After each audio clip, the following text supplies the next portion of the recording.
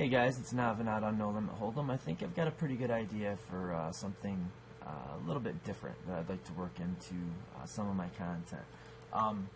So I want to do some hand reviews of interesting hands that I find online or that I've seen, or maybe we'll get into some of the kind of more famous hands at some point.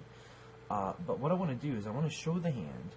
And I do want to discuss some of the different decision points in the hand and whether we, agree with the player's decisions at each decision point. But mainly, what I want to do, something I've never seen anyone do, is talk about the commentators and whether what they're saying makes sense or doesn't make sense, and to what degree it maybe does or does not. Now, I think that that's something that ought to be done. I don't think I've ever heard anyone do that. I think a lot of the poker players that might be tempted to do it probably have a vested interest in not pissing off the commentators, right? But I do think there's probably a lot of people that watch poker at home, listen to the commentators, and kind of use that as an idea of, how to think about pokering. So first of all, let's just kind of watch this hand. And in this hand we've got Igor Kurganov, and, well, let's just watch. He passes. Igor Kurganov, King Jack off. He's in middle position. I believe they're 8-handed. So he's like low jack. Oh my God, who is that? That is Slade Fisher. He's folded. As have Gabriela Trento and Andrew Chen. Ola Shemian, Queen 7 off on the button, and that is a re-raise, a 3-bet to 9,100. Re-raising an early raise against a really good player with junk. Kurganov calls. There is some history between these two. Igor knocked Shemian out of the 25K in Australia, then went on to win. Ace Jack 6 on the flop. Kurganov checks.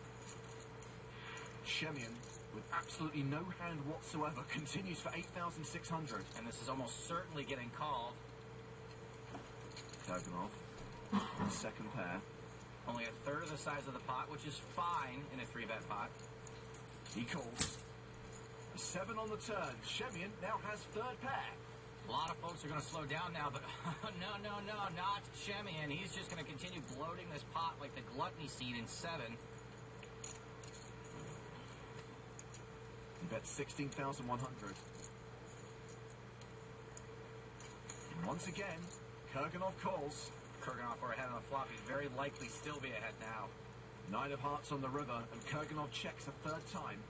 This is a super wet river card. Is Shemian going to get weird here?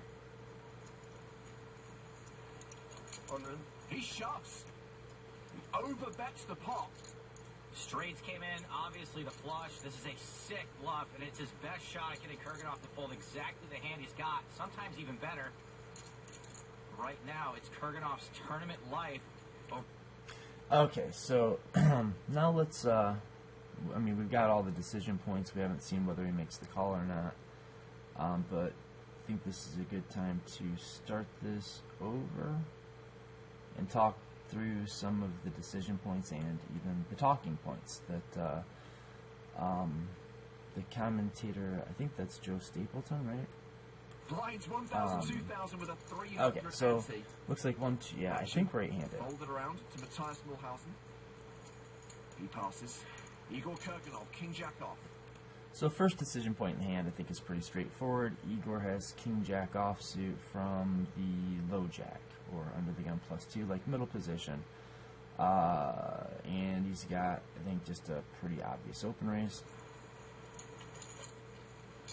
Expect he's going to open. He does, with a raise to 4,000. So super standard so far. Slade Fisher. He's folded.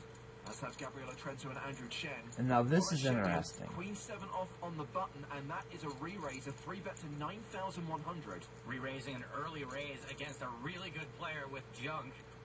Okay, so for starters, he's not 3-betting against an early position raise. He's 3-betting against the low jack from the button, so I think it does make a lot of sense to have a 3-betting range that's probably not super wide, but wide enough. You should have some bluffs in your 3-bet range, and not in spite of it being a good player that opened, but probably more because it was a good player that opened.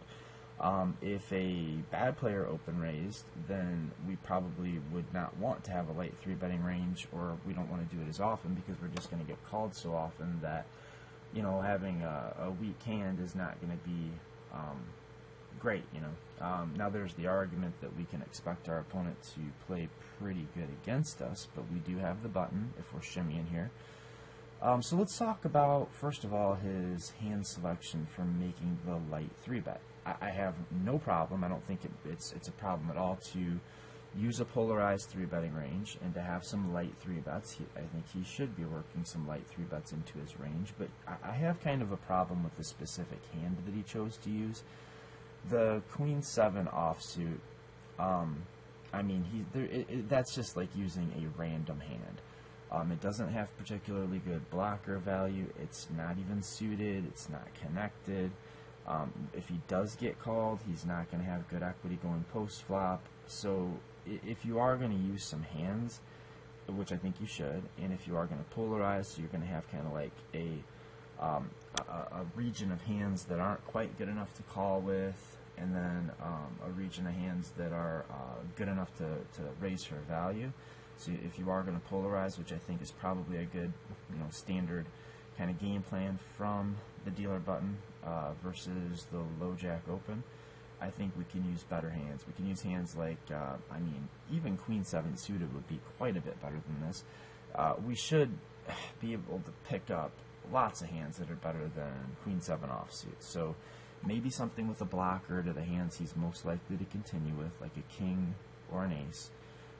Hands like Ace 2 suited, Ace 5 suited, that maybe aren't quite good enough to flat with, and have the ace or the king blocker, have suitedness, so you know you have better equity going post flop and better playability post flop when you do get called, and having an ace or a king gives you an overcard against what are probably the most likely flat calling hands that would be in Kurganov's range if he does decide to just flat call the 3-bet. So for all of those reasons, I don't like the 3-bet with this hand. And now Kurganov, I think we just saw him make the call. He does decide to call. I don't know if he did yet or not.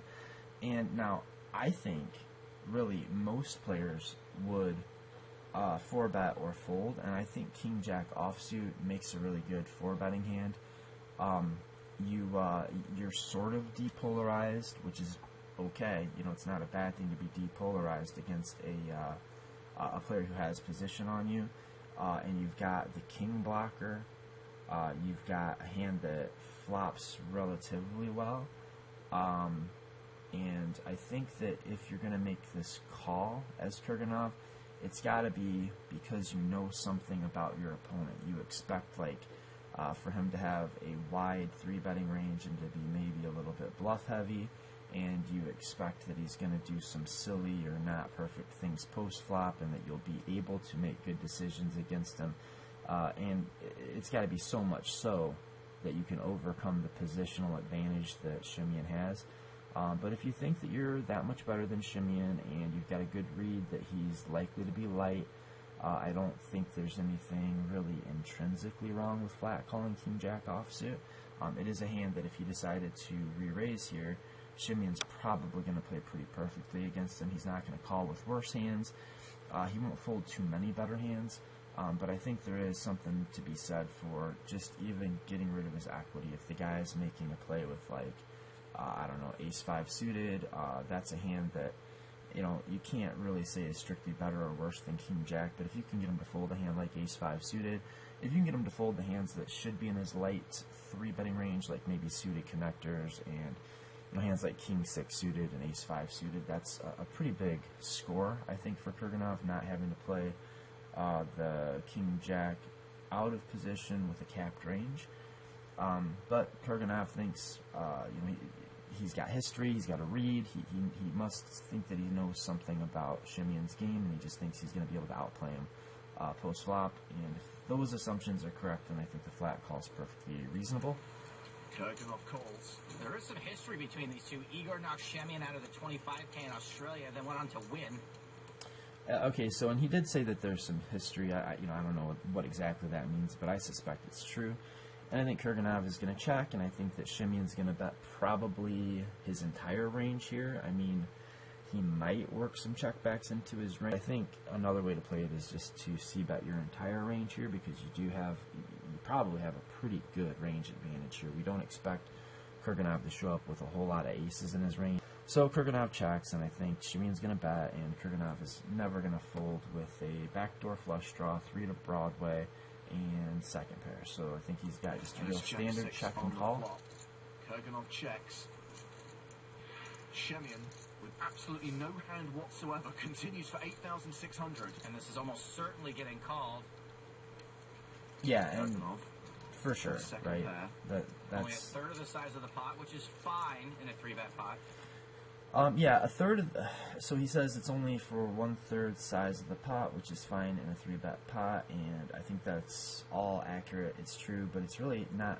It's not so much a function of the fact that there is a 3-bet or playing a 3-bet pot. It's more a function of the stack depth. So if we're not playing very deep, which could, if the SPR is pretty low, then making your bet sizes pretty small is often a good idea.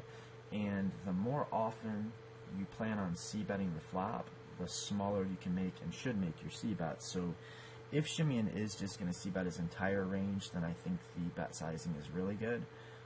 If he's going to be more polarized with his approach to these ace XX flops and 3-bet pots, and he's going to be checking hands like, maybe even like pocket kings back, then I think we could argue for a larger c-bet sizing, maybe something like 1/2 to 2/3 pot, because we are going to be playing we're going to have a polarized range. And, I don't know what the exact SPR is. I haven't done the math, but it looks like they're playing relatively low SPR. So, yeah, overall, I think a small c-bet with his entire range seems fine in this situation.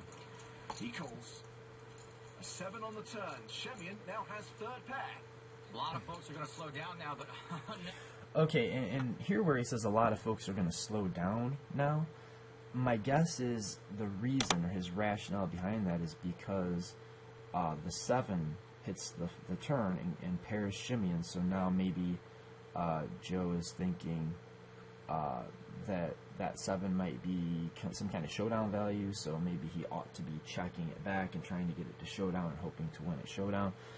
The problem with that idea is that it's never going to happen, because if Kurganov has the type of hand that he is planning to check down with Simeon, then it's probably going to be a hand somewhat like the hand he has, like Queen Jack suited or a King Jack or something like that, which is going to beat the pair of 7s.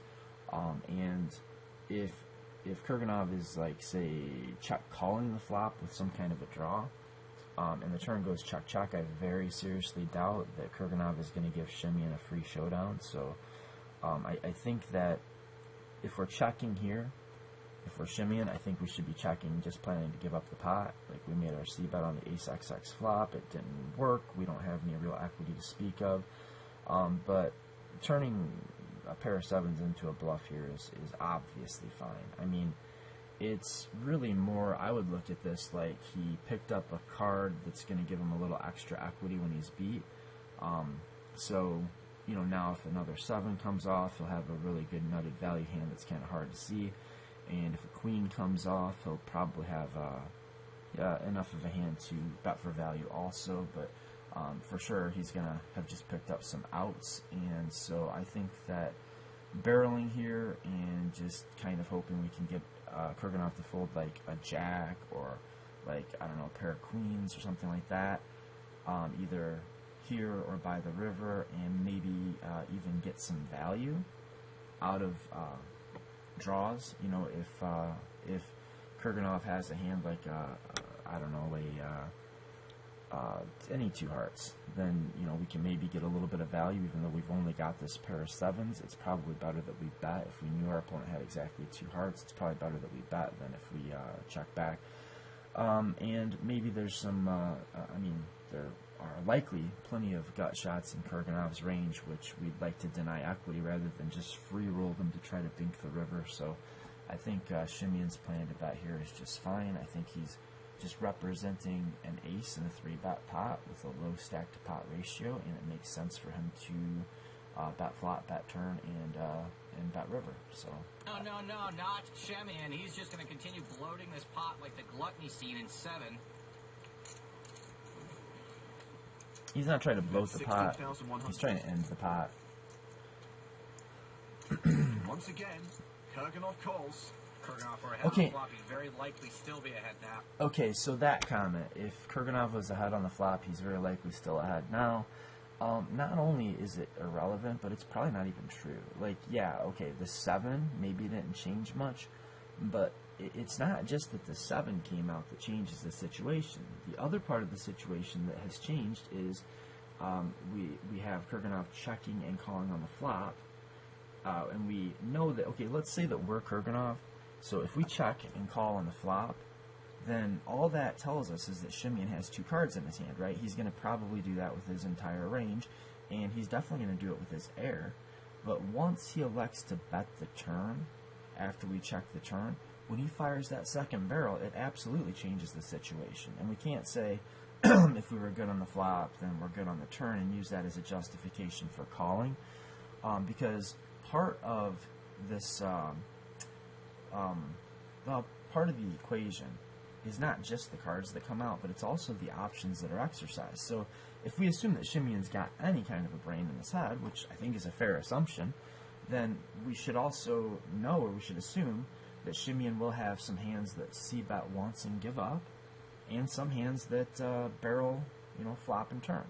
And generally, again, if he has a brain in his head, King-Jack offsuit is going to be in a lot worse trouble against Shimian's bet flop check turn range than he's going to be against his barreling range. So the situation did change, and I think we should start actually putting Shimian on some kind of a range here. We don't expect him to have Queen 7 if we're Kurganov. And one of the interesting things here is if we're going to make this call, I think we have to make this call because we expect that Shimian is going to barrel some flush draws and barrel some straight draws, like if he picks up equity. And I think that based on the fact that Kurganov just called pre-flop, he probably does, or really must, expect Shimian to have a light 3-bet range. And a lot of players that are constructing a light 3-bet range, especially good players, and especially when they're in position, they're going to polarize that 3-bet range, and the light portion of their 3-bet range is going to be composed mostly of decent aces, suited aces, and hands like suited kings with a reasonable king, like a King 6 suited or King 7 suited, something like that. And the flush draws and the straight draws that Shimian could have here would be like 9-8, and he just picked up a straight draw and decided to barrel, or heart draws, right? Heart draws, but heart draws may or may not continue to fire again. But a hand like, say, Ace 7 of diamonds, Ace 7 of hearts is, it has this pretty well on lockdown, but I'm sure it is still going to continue barreling. And part of the reason I just kind of stuttered and tripped over my thoughts, so to speak, there, is something that I think is actually pretty relevant in this hand and hasn't been talked about, is the fact that Kurganov has this King of Hearts. So having the King of Hearts actually makes it a good bit more difficult for Shimian to have a flush draw. This King of Hearts blocks a lot of the hands that would 3-bet for value and have 2 hearts in them, like Ace King of Hearts. I don't know if we can expect Shimian to 3-bet King Queen suited, but he might. But he can't have the King Queen of Hearts, obviously. Maybe if we think he's going to be 3-betting King Jack suited, which I'm not sure we can think that, but if we expected him to 3-bet hands like that, well, the Jack of Hearts is right here, the King of Hearts is right there, so he's got no combos of those.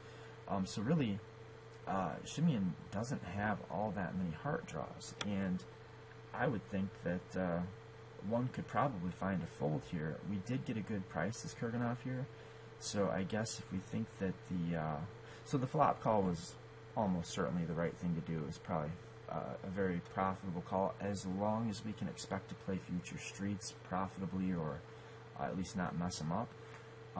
But on this turn here, if I'm Kurganov, I'm thinking, yeah, I think that we have to bluff catch some hands, and I'm not sure that we want to use King of Hearts, Jack of Spades to bluff catch here, because like maybe a hand like King Jack without the King of Hearts would be a better bluff catcher, because it just puts more draws in Shimeon's range, and those are the hands that I guess we're kind of hoping that he has at this point. So yeah, I don't like what the commentator has said here. I don't think it's accurate or makes much sense. I'm not sure about Kurganov's check call. I think that we just have to be pretty sure that Shimeon is pretty bluff heavy in order to make this call. I think that if we knew we were playing against a really well-balanced opponent, I think we should check fold the turn. Another thing is that this card, it really is not a scary card, and a lot of players that are going to bet flop and barrel some turns, they're not going to barrel bluff turns unless it's a scary card. And like if he had fired again on a king or a queen, then I think we can expect him to have more bluffs. And if we don't have the King of Hearts ourselves, then I think we can expect him to have more bluffs. But because this isn't a particularly scary card, it's not going to cause him to automatically barrel any hands. It's not going to cause him to definitely barrel all of his draws. And also because we have the King of Hearts that blocks a lot of his semi-bluffing range, I think we could probably make the fold here, but Kurganov obviously thinks differently, and you know, it could be that he's got a lot of history with Shimeon, could be a physical read, or it could just be that he's done the math and he understands exactly what percent of hands he needs to call on the turn, and he feels like Shimeon is not under bluffing the turn, so he's decided that his King Jack here is going to be just one of the hands that he calls with at least once more. And Kurganov, you know, does have to have hands that call flop, call turn, and fold river. So that may be something he's thinking about, like in a 3-bet pot. If he isn't going to call, you know, at least some of his King Jack combos on the turn, then he's not going to have. I mean, then what is he going to call flop, call turn, but then fold on the river? And he may be thinking something like that, but I would just personally, I would prefer to use just a hand that's not the King of Hearts and a Jack, like some, I don't know, Queen of Spades, Jack of Spades, or something like that. Might make me feel a little bit better about the situation. So let's see what happens on the river. Hearts on the river, and Kurganov checks a third time. This is a super wet river card. Is Shimeon gonna get weird here? Okay, now what does he mean by is Shimeon gonna get weird here? Shimeon gets to the river. He's bet the flop. He 3-bet pre-flop. He bet the flop. He bet the turn. And now, what most people would look at as a very good card to continue bluffing, has hit the river. So, I don't think it would be weird for him to bet this river. I think it would make. I think that most players would bet this river. But there is something we need to think about, and that is if we bet flop here, we bet turn here, and we bet the river. Especially, you know, if we use a big sizing or like go all in here on the river, we're repping a pretty polarized range. And, you know, if we do that, we have to think about, like, you know, what hands take that line. And I think that this heart, followed by what comes next, well, let's see what he does. He shoves. Okay, so he shoves for 82. He overbets the pot slightly. But actually, no, he doesn't, because Kurganov only has 47k. Okay, so looks like Kurganov is going to be getting about 2-1 to make this call. Here's the weird thing about making an all-in bet on the river here, or putting Kurganov all in, is that it does polarize your range. And now you can say, okay, if Kurganov is following a very game theory optimal, like GTO, game theoretically sound strategy, if he's trying to use game theory to make these decisions, okay, then we are putting maximum pressure on him, and we are making it so that we, as Shimeon, can use the maximum number of bluffs in our polarized range, so that's good. We're putting enough heat on Kurganov to kind of keep him as close to indifferent as we can between folding and calling with his bluff catchers. And so those things are good. But we can look at it another way. And this is something I think that people don't think about that often. Is if we were to use a sizing that was not all in, and see, I'm not sure if this number is right. I suspect it's not, because they're talking about it being an overbet. So let's just assume that this 82,500 is the actual stack size. Let's say that Kurganov covers Shimeon. If that's the case, by making this really big river jam, this overbet, he's taking like weak aces out of his range entirely. He might be taking all of the aces that aren't two pairs out of his range. He's polarizing his range in such a way that now Kurganov no longer has to worry about a hand like, you know, ace X, like ace king, ace queen, ace 10. He can take all of those hands out of Shimeon's range. All of like his ace 2 suited, he can take those out of his range, and now he's really only got to worry about the flushes and maybe the straights. Well, the most likely draws that barreled the turn were probably some hands like, well, any two hearts, but again, we block a lot of those combos, and straight draws that probably became straight draws on the turn, so like, you know, 8-9, but we have a 9 right here. Well, yeah, I mean, if he paired the 9, I guess he could still definitely turn his hand into a bluff. So my point here is that actually, if Shimeon were to bet something smaller, assuming Kurganov has him covered, which the commentators at least seem to think is the case, then by betting smaller, he can actually probably on this runout have a wider value range. So his perceived range might be something like any ace, and all of the straights and all of the flushes. When he piles it in here, though, and moves all in, and even if this is the actual effective stack, I think that does somewhat polarize Shimeon's range, because I think that it's more likely that he would have chosen a smaller bet size or checked back with a hand like ace 2 suited, and he maybe just picks a smaller sizing or checks back with a hand like ace king.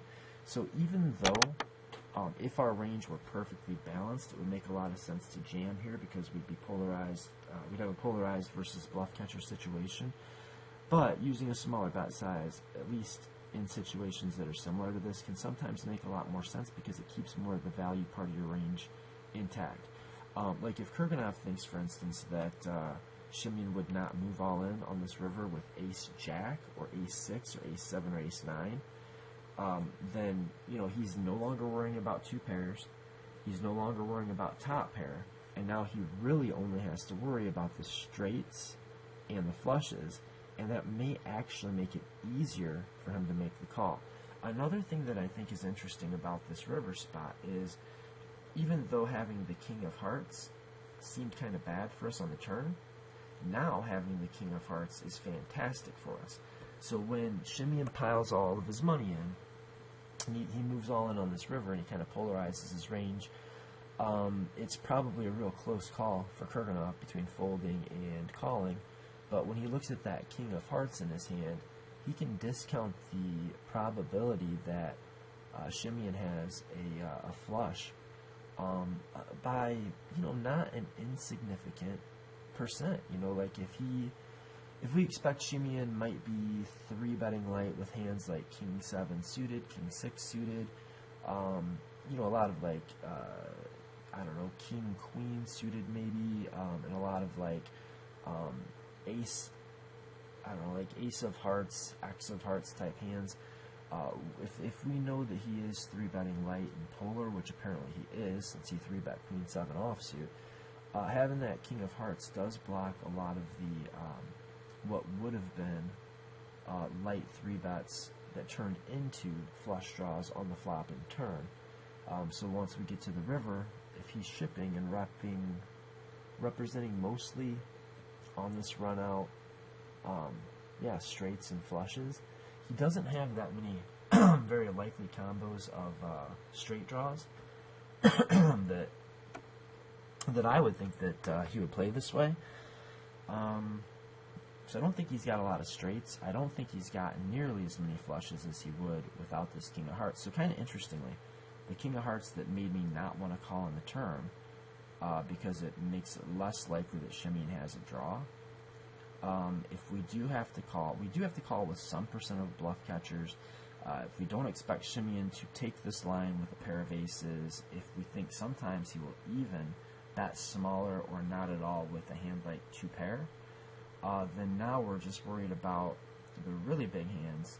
And Shimeon shouldn't have too many straights, and the King of Hearts blocks a lot of the flush draws that would have barreled off and gotten there. And I think that same King of Hearts that made it a little bit worse to call turn with has now made it better to call river with. And now if Shimeon makes a smaller bet, like half pot on the river, that's not the case anymore, because now Shimeon has, ace jack for sure, probably 7-6 if he c-bets his entire range on the flop. He's got all of his 2-pair combos if he bets half pot, and he's even got top pair top kicker type hands. And he takes, by making this big raise size, he takes a lot of those value hands out of his range. And even though when we are in a purely polar versus bluff catcher scenario, we want to use maximum pressure, put maximum pressure, we don't have to make this a purely polar versus bluff catcher scenario. We can bet something more consistent with the way the hand's played, 1/3 pot to half pot, and that keeps all those good value hands in our range, gives us a better price on the bluff, and it might actually make it less likely that Kurganov has the type of hand that he's going to want to call the river with. But here, I feel like what Shimeon's done, he bet kind of small on the flop, kind of small on the turn, and then 9 gets there, and he makes an all-in jam. So the story that he's telling is that he hit that 9 of hearts in a big way, and now he either has a straight or a flush. There aren't as many straights and flushes as there are top pair of aces, 2-pair combos, etc. And so I think this makes it possible for Kurganov to call if he has a hand like the King of Hearts with the Jack of Spades. Now, That's the pot. Straights came in, obviously the flush. This is a sick bluff, and it's his best shot at getting Kurganov to fold exactly the hand he's got. I'm not sure if Even that's better. true. I'm not sure if that's true. Right now, it's Kurganov's tournament life over second pair. Roland did a different sound than it did before. Uh-oh.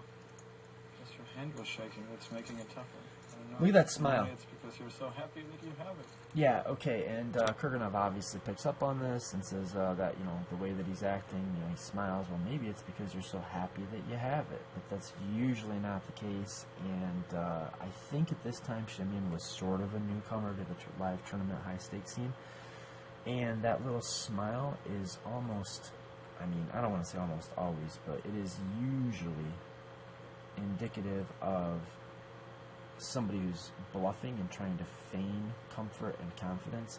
If he were value betting like the nut flush here, if he actually rivered the flush, would he do this? Would he let this little smile? This is not a it's not likely to be a reverse tell, Normally it's because you're so once he happy that you mentions have it, the smile disappears.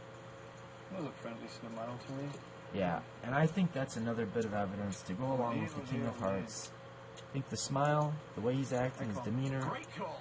the math, and the King of Hearts, the fact that this guy decides to rep a super polarized range on the river, all of those things, plus the fact that Kurganov was getting, I don't know, let's say he was getting 2-1. He was getting either a little bit better than 2-1 or a little bit worse than 2-1, depending on whether we believe the commentators or we believe the screen. But either way, great call. Interesting hand. Let me know if you like this type of video. It's the first one I've ever done like this. I had no script. I was kind of freeballing. I was just watching the video and going.